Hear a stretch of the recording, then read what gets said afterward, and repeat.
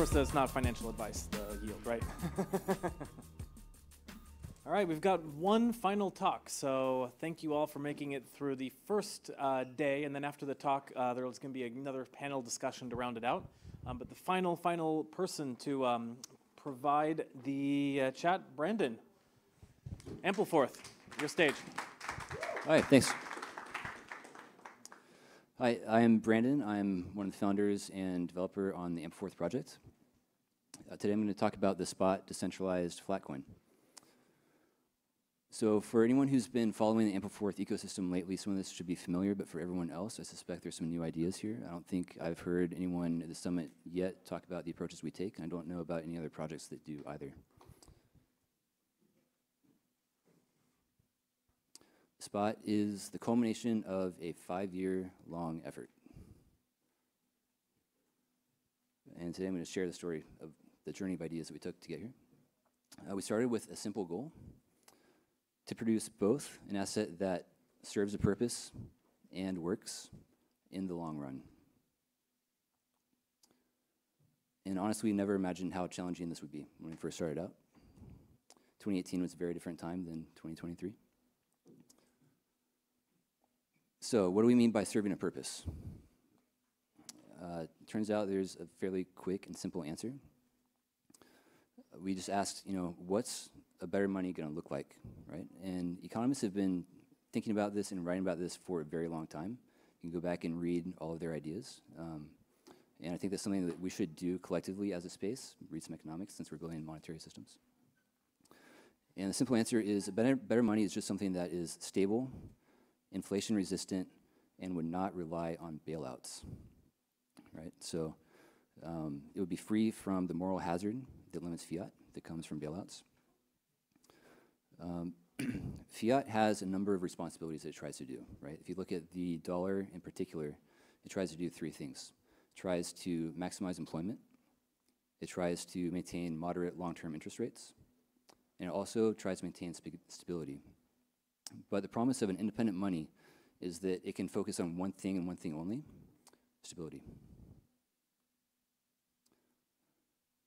So given that we already have fiat, anything short of what I just said would not serve a long-term purpose.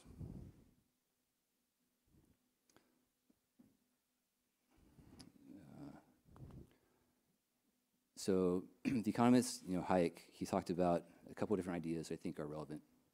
The first idea he talked about was the idea of opening up the free trade of money.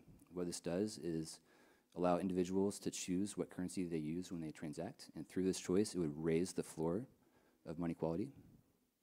The second idea he talked about was the introduction of new independent monies. And the idea behind this is that it can help raise the ceiling of money quality. So making it work, a long and painful journey. I guess the key point from before is that if you simply bring fiat to the blockchain, you've not created better money, right? I think we've heard people talk around this point a few times here, but I think this is something that we've just held core to the protocol and our goals of this project. So we knew what we wanted to make, but the process of actually making it work is also difficult. So the no bailouts constraint. So we knew from the work of people like Kinlan and Prescott and other work in monetary economics that the no bailouts constraint had to hold on whatever we built.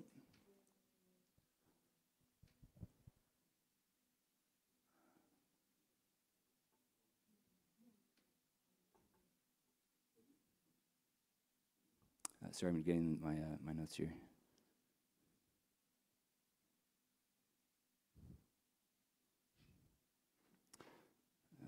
So this single constraint made our work significantly more difficult to pull off, made it significantly harder to pull off.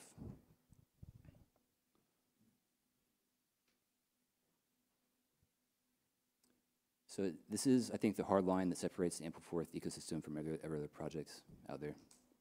And quite honestly, we hit a wall immediately. All right, so we came up with a litmus test that ruled everything out. We simply asked, can the system survive a sudden decrease in demand that remains at depressed levels indefinitely?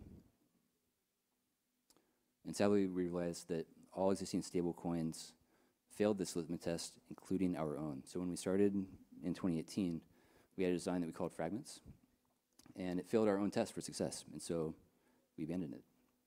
We got rid of crypto-backed reserves. We got rid of bonds that rely on continual growth. And we got rid of the idea of liquidation-based market approaches all back in 2018. So instead of the stablecoin, we created Ample, a centralized unit of account. So Ample, stable contracts. So what? What's the big deal? Right. The virtue of Ample is easily seen if you imagine a world with only Bitcoin. Although durable and unreliant on bailouts, Bitcoin is too volatile for long-term contract denomination. As a basic building block, Bitcoin cannot be used to denominate an annual salary, a 3-year car loan, or a 15-year mortgage. Agreeing to pay an employee 10 BTC per year would be silly. Right? Needless to say, this inadequacy severely limits Bitcoin's functionality as a money. But the great thing about Bitcoin is that it is very, very resilient. It does not rely on bailouts. Ample is similarly volatile to Bitcoin, except in the quantity of units rather than the price per unit. However, using Ample, you can denominate long-term contracts. So Ample is similarly durable to Bitcoin in the most important sense, that can function through extreme market scenarios without ever requiring bailouts. And it's done just that. It was launched in the summer of 2019, and it's been operating since. You can see the equilibrium bands gradually going up, especially over the last few years as inflation has increased. Of course, we do not live in a world with only Bitcoin. And not everyone can see that these existing designs will either be forced to centralize, requiring permission, removing the core purpose of blockchain infrastructure, or fail catastrophically, requiring bailouts. So the market, lacking this context, struggled to understand Ample, even while clamoring to buy it in the height of summer of 2020. And still, many can't imagine why anyone would bother introducing stable denomination without stable value storage. For years, we believed that Ample was as far as you could take to centralize money without reintroducing centralization mechanisms or mechanisms that could result in catastrophic failures. We watched, as you did, the collapse of crypto-backed stables. We watched, as you did, the self-defeat of turning to USDC as collateral. Except, having painfully proven to ourselves that these outcomes were inevitable, from our vantage point, what happened simply looked reckless and insane.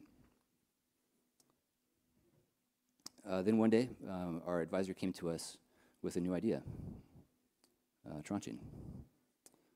So going back to the very basic idea of what we're all trying to achieve with these stable monetary systems, the idea is that you can't magically destroy risk.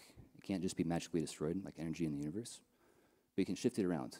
You can move it, you can segment it, or you can turn it into some other form of risk. So tranches do exactly this. It resegments risk into one or more derivatives with different volatility profiles. Tranching itself is not a new concept by any means. It's used all the time on Wall Street. But there's something qualitatively different and important about the button tranche approach. So it's transparent. Everything exists on chain, allowing all risk to be priced. It didn't rely on Oracle, and it didn't rely on liquidations. The flexibility and durability of this new tool inspired us to revisit our original goal. So returning to the task of creating an instrument of long-lived purpose that doesn't inevitably rely on bailouts, we framed the problem simply and more completely. We accepted that no asset can promise stability forever. So if no asset can promise stability forever, how long must an asset be able to preserve stability in order to matter?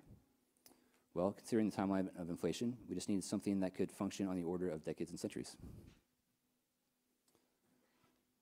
Fundamentally, to provide a check against existing systems, though, there needs to be an ever-present threat of future capital flight to inflation-resistant, stable alternatives, right? The system couldn't be designed to simply hold stability for a long while and then explode or stop.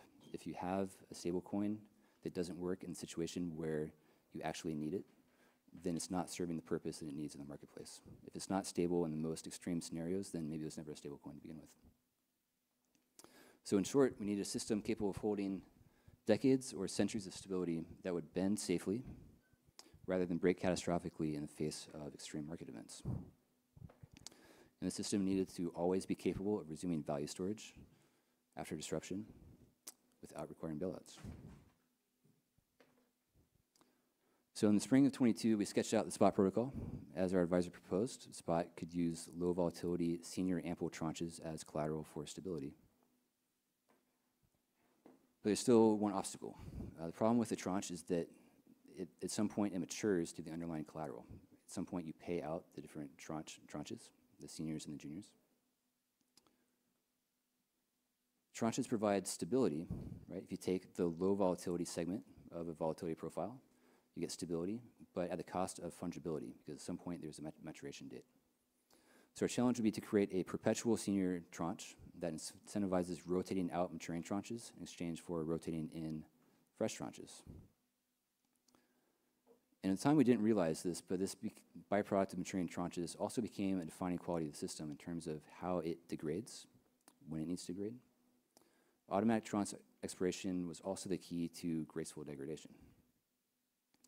So like ice progressively melting into water during a heat wave, SPOT's tranches would progressively mature into the raw ample under extreme market stress if rotations ever slowed.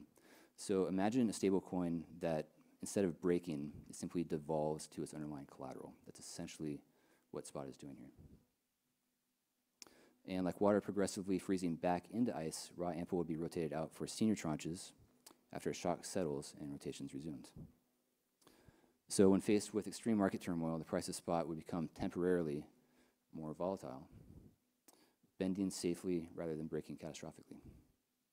And the system would thereafter be able to resume value storage without reliance on bailouts. I think the market still lacks context on what we consider to be responsible or what we consider to have purpose. We still need to cut through a lot of the noise, and again, we could use your help, right?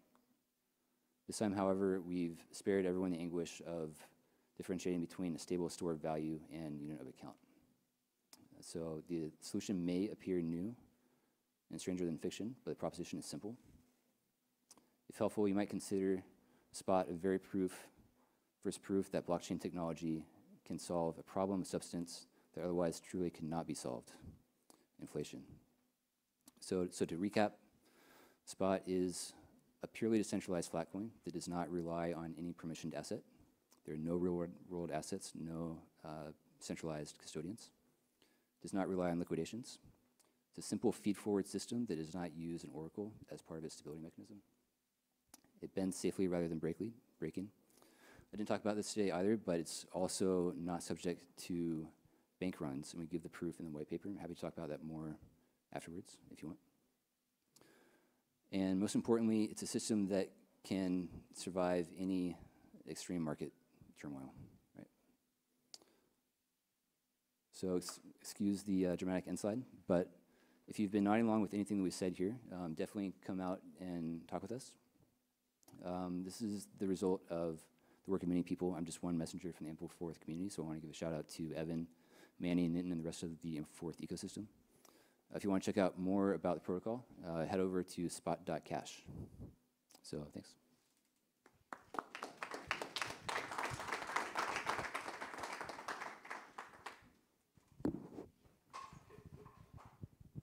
Hey, thank you very much. Maybe two questions, if you'll allow. First, can you explain the reason you guys decided to tranche ample as opposed to something like ETH? Yeah, great question. So there are a few reasons why ample makes a great collateral. So one is it already has the unit of account baked in, right? So that allows SPOT to not introduce any more Oracle. Now you could tranche other assets and introduce the Oracle there. But ample also provides an extra layer of buffer against sudden market swings, right? So because the way ample rebases, right, it rebases according to a rebase curve. And so it can only rebase a maximum amount per day, right? So the SPOT only responds to ample supply. So this means that, people have talked about the dangers of liquidations where there's sudden one wick down and back up and you get liquidated in the meantime. With SPOT, it would take a very prolonged period of time of very low price of the ample token for the supply changes to matter. Right? So we have some arguments that point to some good qualities of Ample, but to be honest, I'm not convinced that everyone will agree with us. And so we are also planning to launch an ETH-backed version of this. If this is something that you're interested in helping out with, come talk to us for sure, because that's best done with partners. Thank you. And second question is, can you talk about how you think about a unit of account becoming a good money as opposed to something like a medium of exchange or a store of value? Sure, yeah. So people talk about the three qualities of money a lot. They exist in economics 101 textbooks, but beyond that, most economists don't really talk about it very much. And different people come to have slightly different colors of these definitions. What I would say is that medium of exchange is a property of how people use it, right? It has to be already widely available and just the most convenient thing. So it's not so much a property of the thing itself, but it's an emergent property once everything else is in place. A store of value is something that can maintain relatively predictable amounts of storage, out into the future, for every way that you measure storage. Unit of account is just how you go about denominating contracts, right? So Ample, I think, is the most useful for long-term contract denomination, right? And crypto right now is very short-term focused, but I think if crypto needs to or wants to mature, it needs to move beyond these short-term use cases of mostly speculation into more longer-term financial contracts.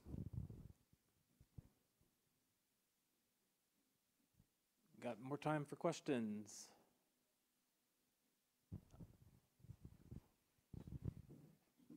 Yeah, so I understand that Spot, and tell me if I'm correct, Spot is a senior tranche on some Ample, and who is providing the junior tranche? Great question. So when you mint Spot, you only need to come to the table with Ample, right? And so it automatically tranches the Ample for you, submits the senior low volatility tranches into the ecosystem, provides you the Spot notes on the collateral set. Then you, as the original holder, get to keep the junior tranches. So if you are someone who fits the profile of wanting to mint Spot, you can mint Spot and keep all of the exposure to the underlying Ample. I suspect that most people who interact with Spot will do it directly through the marketplace. If you look at Tether, for example, how many people have used Tether? Okay. How many people have interacted with the Tether Corporation? Yeah, not very many. So I think the primary way that average users will interact with these is just by buying them off the market. It will be mostly large players and arbitrageurs who go back and forth.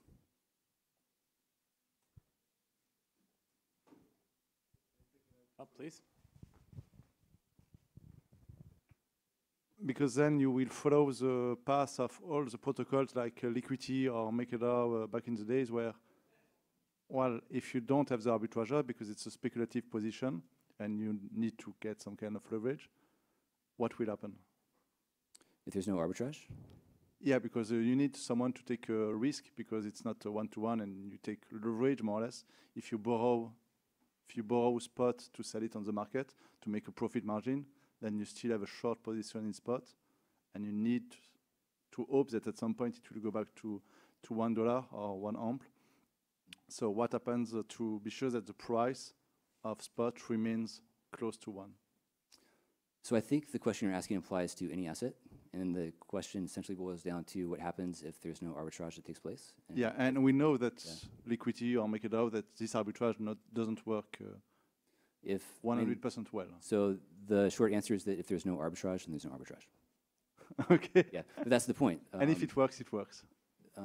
Yes. So we could launch a stablecoin and have a big pile of capital on each side of the market and bully the price to within 3 bips of the target. I think some projects have tried to do this, right? But I would prefer to do it the opposite way, right? So that doesn't tell you anything about the consistency or the resilience of the protocol underneath. I would rather just launch it out into the marketplace, let the marketplace grow in maturity with the protocol, let the protocol do its thing, and then as long as there is healthy arbitrage opportunities and profit to be had, then people will come. If in the first few months after launch, that arbitrage gap needs to be 10%, then it needs to be 10%. But it means that you don't have to, if you're an early player in this, you don't have to compete with big hedge funds, right? So if there's a lot of money on the table to pick up, you can do that. And people in the community have already started doing that. You can see that on chain. Thanks. All right, one more question. Or are you all eager to get to the last panel? All right, big hand. Ample fourth, Brandon.